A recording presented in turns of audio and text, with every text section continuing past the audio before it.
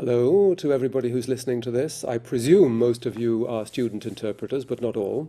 And what I'm going to be saying is mainly addressed to student interpreters, but I think any person coming out of a university will find it very useful. So, what I wanted to say to you was your training as interpreters, or your training to graduate, the lessons will be the same. And you think that technique is everything, and you're not wrong. But there's more than everything. Technique is not enough.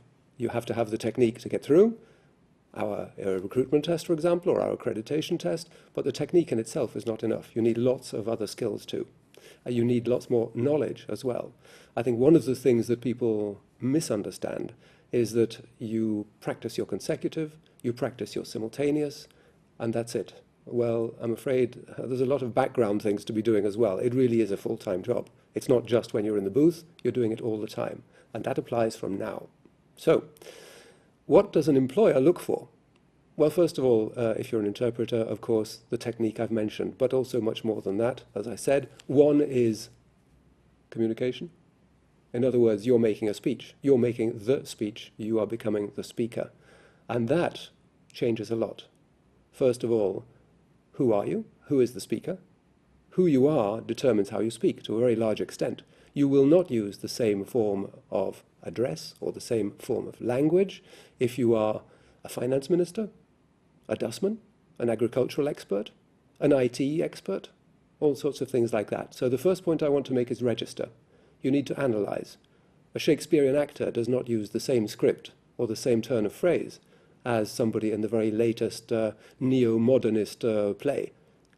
And there's a good reason for it. So not only foreign languages, but also your own language has lots of variations, lots of variants, and you will need to know how to use them. It's a bit like a musical instrument. You don't just play one string. It may be your favorite string, but there's lots of other strings and you have to play those too. So that's the first point.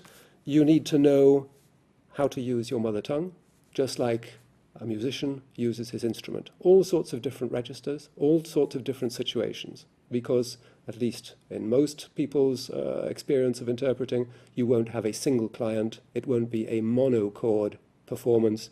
You will have to adjust, adapt, and assimilate what your client is saying and who you're saying it to as well. This is nothing new. This is, I think Aristotle described this several thousand years ago, 2,000 and something years ago. Know your audience.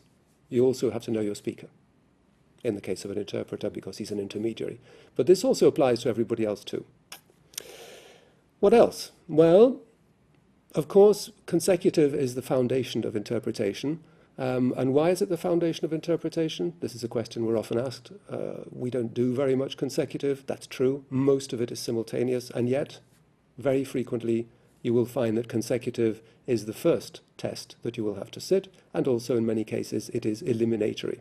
And that is why, that is because as a consecutive interpreter, you know very well where the speaker wants to be at the end of his speech and the route he's taken to be there. And you must follow that route. In other words, you have to show that you've analyzed the intention of the speaker, the philosophy and the reasoning of the speaker, and you come to the same conclusion as the speaker. In simultaneous, it's all too easy to get it wrong, but to think you've done a really good job, because you don't know where you're going. You're following the speaker very closely. In consecutive, you have the advance notice of where the speaker intends to be, of his final destination, and of the route he's taking, and you must show that you can analyze that and follow the same route to arrive at the same conclusion.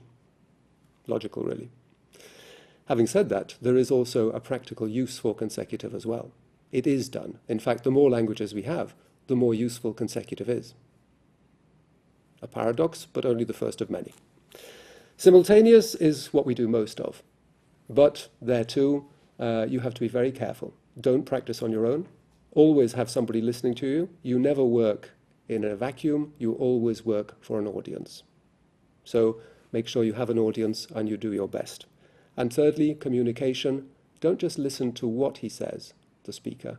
Listen also to how it's being done, how he engages with the audience, the tone. If Khrushchev in the United Nations was banging his shoe on the table out of sheer rage and frustration, and you say, I'm not sure that I entirely subscribe to that point of view, Chairman, maybe the message will not exactly be the same, and maybe your client will take his headphones off and give up in disgust. Make sure it doesn't happen. Thank you.